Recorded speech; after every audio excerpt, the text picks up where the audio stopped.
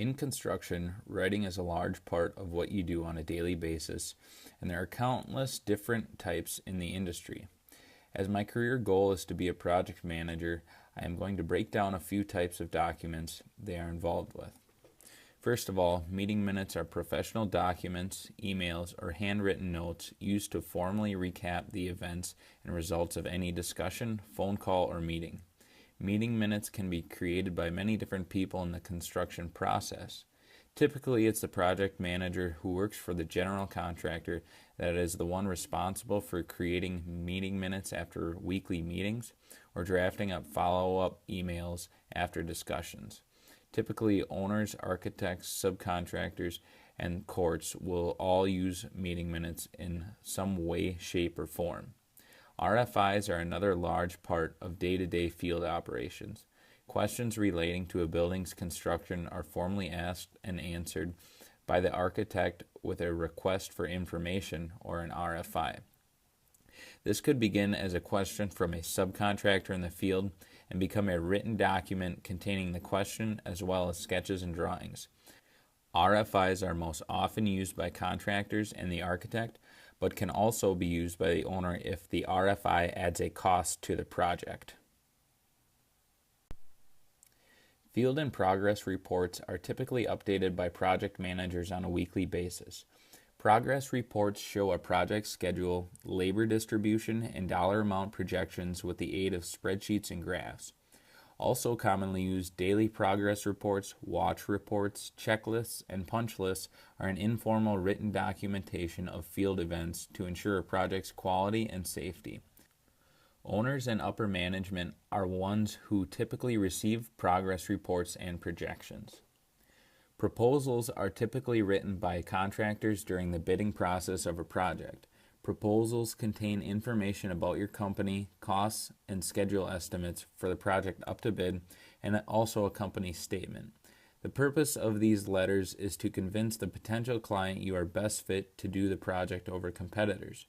Proposals can then lead into contract documents once a project is awarded to a contractor. The contract document is a written agreement between owner and a contracting party. Contracts will detail what is expected of each party, a project scope, and dollar amounts for payment over the course of a project. General contractors, subcontractors, owners, and courts will use the project contracts as a way to receive payment for work, settle disputes in court, and determine a project's scope.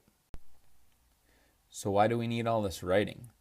Documentation is one of the main reasons for writing in construction. Having proper documentation of all meetings, conversations, cost increases, and field activities can come in handy later on if questions arise. Another purpose of writing in construction is for information and clarity. Updating people who are absent on items discussed during meetings is another main reason they are used.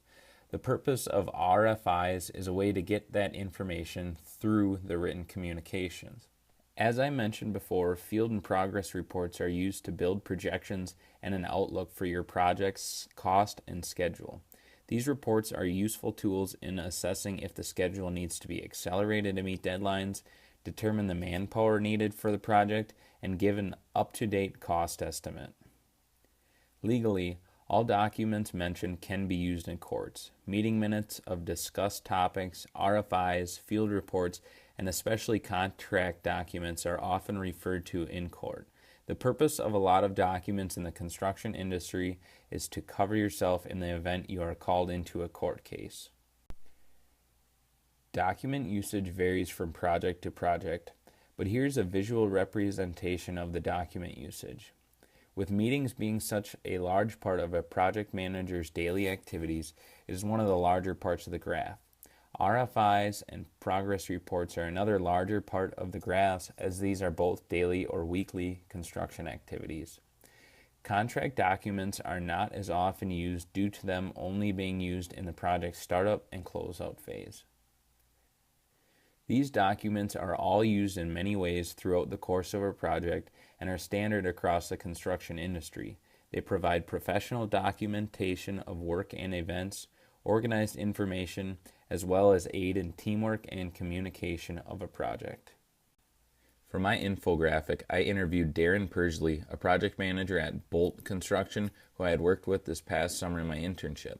Because of this, I knew that his daily activities included a lot of work with the documents I had mentioned. Through an interview in the form of a few emails, I was able to get a good description of his writing activities and reasoning behind the documents.